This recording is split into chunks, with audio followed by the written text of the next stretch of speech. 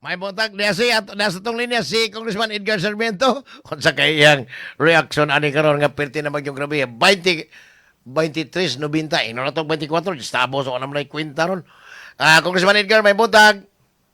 May buntag partner ka o may buntag sa tanan na minaw sa imong programa. May buntag Sugbo. Sir, unsa may inyong tan-aw aning kamong grupos mga nagnegosyo privately. Ingon ani ka no ang kung gilid ta makakita gyud sa plano sa Estados Unidos kang President Trump. Yes. Ubanan ni Netanyahu ug unsa nay pinsada karon sa bag-o nagdumala sa succession sa Iran. Tibo kalibutan gyud ka way sa labutan. Unsay padung, unsay direksyon sa ninabo nga giyera kay apektado magyud tanan kay ingon pa sa gibalik-balik 20-25% sa lana no sa crude oil nagagikan magyud anang gitawag nga Strait of Hormuz no o kanang ingon nga Persian Gulf or Oman Gulf kay daghang magunasod nga oil producing nga moagi diha no karon nga ingon ta gisuwayan magyud sa Amerika gihagyod gyud sa presidente sa Amerika ni President Trump pagkauman gyud sa ingon niya nga nang hambog sa kalibutan nga sa duha ka adlaw nakuha niya ang presidente sa Venezuela. City na ron ka adlaw? No? Sa duha ka adlaw katong plano sa Venezuela, may tamdanan gud ani presidente sa Amerika in due respect to him no nga di na siya maminaw sa ilang ingon nga military advisor ang Pentagon. Actually, sir, Iyang doon gibuhat. naman tayo ni-attempt og negotiate para kanabang ceasefire. Pero mura magpaminawan niya, mura nasuko sa Kini kagabi. ingon ka ang direksyon mingon ta sakto ba kang gibuhat o dili ba? Kay ngadto gud ang Iran suportado sa China, suportado sa mga magina, duha magina ang dagkong ingon pahigante sa kalibutan dili ganita sa bloc sa communist bloc banan sa Russia o China o ang democratic bloc ang United States. No? Puro ni ingon nga dominance sa power ni ka sa atong tugkaron gyud natong gilawman sa istorya no. Gusto gyud sa Amerika nga sila gyud ang pinakabanggiitan nga nasod. But pasabot ang ila gyud karon dominance nga sa ilang kasabutan sa oil producing exporting countries sa OPEC no nga makapalit ra ta og lana kung mogamit ta sa kwarta nga dolyar. Diya ginasugod ka no. Karon ang Iran mostugod sila kung ang sa Strait of Hormuz nga mopagawa sila og barko kung ang mamalit og lana mogamit og yuan but pasabot China. So ingon na ang istorya karon so di ta kabalo kung sa gibuhat ba ni Trump magka-dunay maayong direksyon sa kalibutan no o magkasamot ba ang problema sa kalibutan. Now, Karon nakita nun to. Yeah. Congressman Edgar, unsa may sangkuan ani sa habig sa mga negosyante kamo. Karon ang una ang costing sa delivery. Ikaduha, mangayo na pug uminto gyud definitely mangayo uminto ang mga mamumuo sa ilang daily wage nga. Kung ano sa inyo tanawan pagkalisura gyud ta, chicken and egg di ta kasabot kay apektado man kita tanan no. Walay maing laki karon panahon na kun lang gyud makaya pa ba kung arita diri sa manufacturers no sa mga employers kung mohatag sila og usbaw no maningil po sila sa cost of production po kay Sumidor gyapon papanulngan. Mingon ta nga okay sige mohatag mi og usbaw sakaan po namo ang among presyo po diri sa among baligya. Unya So, lisod ang ka, mahitabo dunay posible ani Congressman Edgar sa inyong tanaw. Posible bang dunay manira aning mga employers or mag-retrench? Ang forecast sa Department of Energy di ta ganan manghandlok apan ang atong forecast ang maximum ganat is 45 calendar days ang atong oil reserve no karon na ang atong gisiguro ang bulan sa Abril Marso 17 karon no ningon pa ang atong energy secretary si Secretary Garin na they are assuring sa kutob sa Abril nga do na ta karon they are now negotiating with Russia kay giablihan naman si United States pwede na ta mopalit sa Russia o China ba o diri sa mga refineries nga naa sa Singapore refineries ba sa Korea nga riba sa Japan kung willing ba sila mobaligya o nga riba sa atong masilingan sa immediate na nga neighbors ang ASEAN no Malaysia sa ilang mga refineries pwede ba ta mopalit sa ilang mga lana. Pero Congressman Edgar unsa may ilang i-process sa ilang refinery kundi di kaagi ang mga barko nito maghakot og oil? Well, ang 25% doon na po may 75% ka. Asa ni nagikan? 75% ang 75% will be coming from Russia, will be coming from the Gulf of the other side of the Strait of Saudi Arabia, kay doon na sila access. I think Canada will be shipping also their oil. And hopefully, all others manufacturing will catch up. Pero di sa mahimo kang ang Iran mo paghahipon sila kay sila mismo apektado. Yeah, di pangbunggang na, Ilang mga pangbumbahan na. communities sa Middle East po, wala na sila karong ilang gipantirahan. Ang economic side, wala sila mo kay nasahid manggod ang Iranians nang dili nila pwede suklan ang United States when it comes to the arsenal or ilang mahinagiban sa gubat.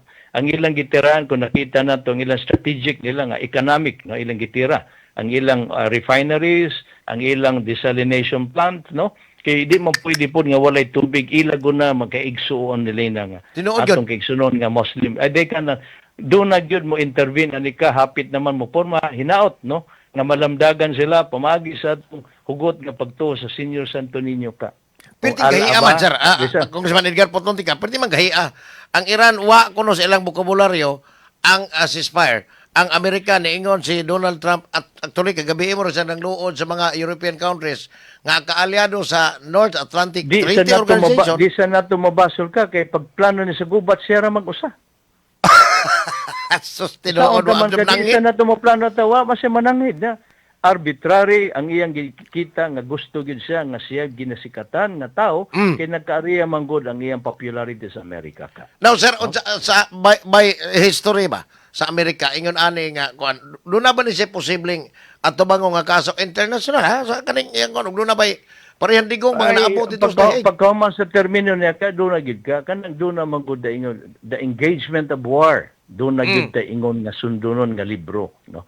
Ang ilang ana pwede nga liability sa Amerika katong usa ka eskwelahan nga ang ilang intelligence record wala nila ma-update, gihulugan nila bomba dagan nga mating estudyante ato ka. Dawaton na to sayop na sa Amerika. Ang iyang kaisug, no, nga nahimo niya sa Venezuela, gisuwayan nag Iran against the advice of the military advisors of the United States. Usama siya may commander-in-chief. Na iyang kaingon niya, kaya yun niya. Kung kabante ta sa pulong sa mga presidente ni Agi sa Amerika, President Clinton, President Obama, President Bush, kapila og ang advice sa Pentagon nga tagaan kuno sila advice nga unsay mahitabo kung atakihon gyud Iran. Doon na sila yung mga modelo, doon na sila yung template nga mo ni hinabo. Karon ka mo gid hinabo ka. Ni saka gyud ang presyo sa lana, no, dili preparado ang tanan, ni bawas ang Iran ngadto sa ilang economic strategic response kundiin morang maawawan ang Amerika kay di mangguna ka. This is a 1.7 i-blame nila ha, Congressman Edgar sa Amerika. Yes, this is a 1.7 million square kilometers country wherein the population is totally different. It's high. The succession clearly is defined. Dealing ni para sa Venezuela nga pagkuha sa presidente, pagpuli sa vice president, wala na yun. vice president sulbad rin ka, dili lain ni ka. So this is something nga atong ipaakon na to ka ang ingon pa ang bala. We have to bite the bullet because of what the United States did. Walay may laki sa kapagkakaroon nga tubag ka unsaon ganito. Apan ang ato karon survival, ang ato karon hinaot ang atong gobyerno pamaagi ni President BBM, no? We have to respect. He is the president, he is the head of our country. Kitang tanan mga Pilipino. Respetuhon natong atong presidente ilang desisyon ubanan sa iyang mga kauban sa kabinete. Kung unsaon nila pagpadagan sa atong republika, wala sa tay politika karon.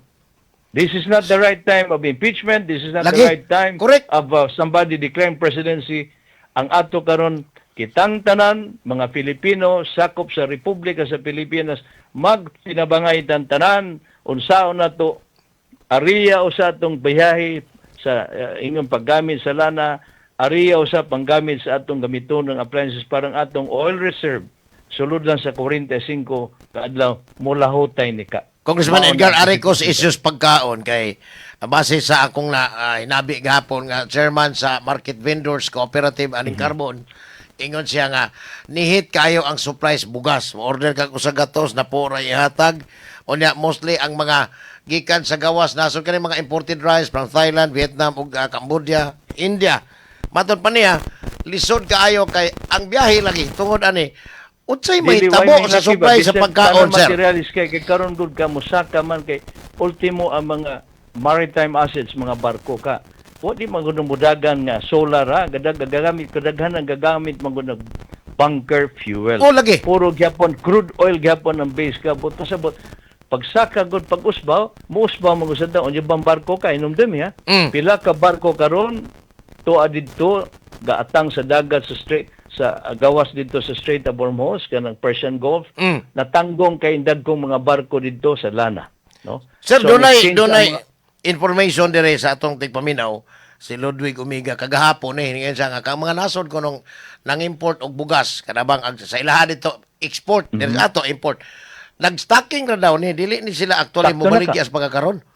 Gastaking sila ka kay manigurado man gud sila ka do na magud ingon impending bisan saon pataka.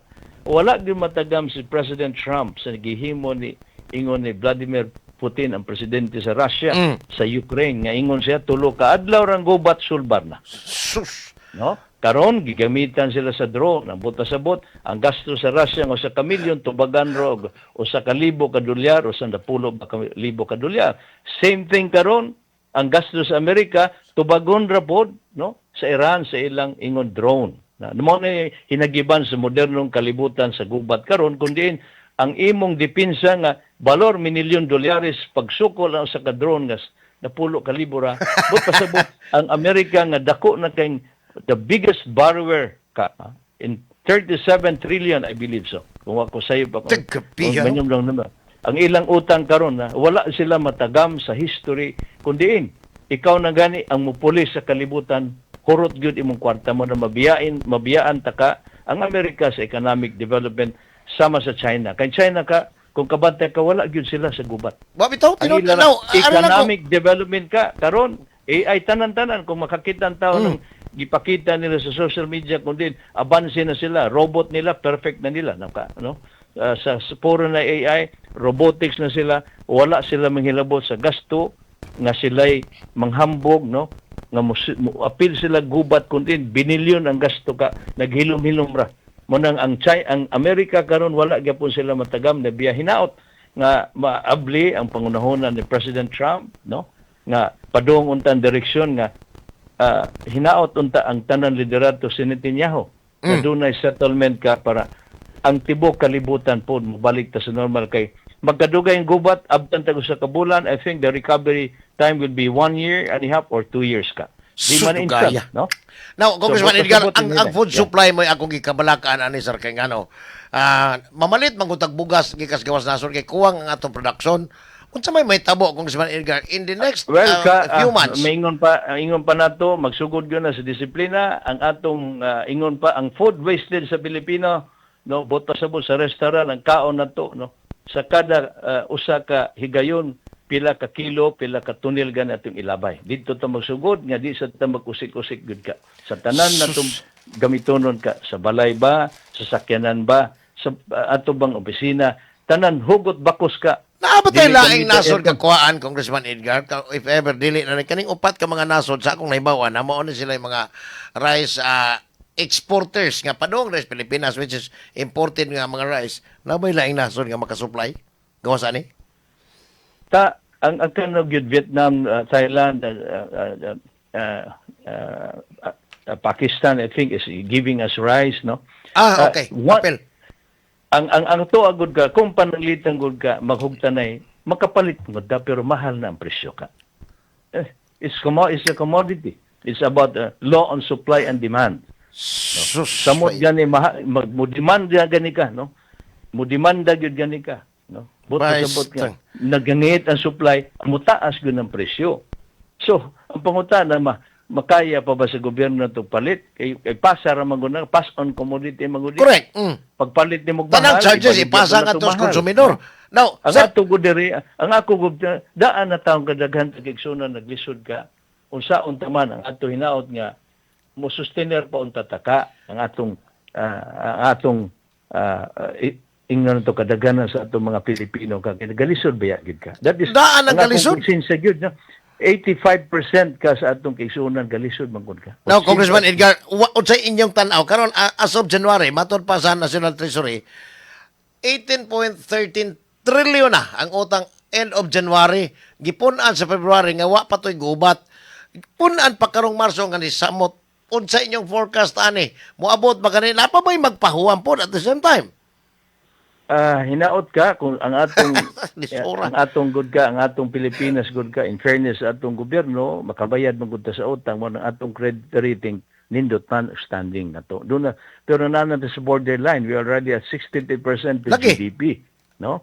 Subot pasabot kung doon na good crisis, muhinay man gud sa bang economic forecast na to sa ang atong gross domestic product, no? Doon ay posibilidad nga ang atong forecast matag tuig dili pud na to na ma-attain, no? Mora gyapon na kay ngano ang mamayad og buwis maglisod ni negosyante mariya mo pud ka. Ingon nga 3% ra atong GDP, pasabot kung inguna na pod hinahinay negosyo gamay sa mamayad og buwis, gamay sa tagkoleksyonon, no? Nya doon natay obligasyon sa atong gipangutang kinahanglan constant. So doon na gyud gamay apekto ka ang krisis karon. Gamay pa pero magdugay pa gani ka mudak ang gamay bisan sa mudak ko magyud ang problema.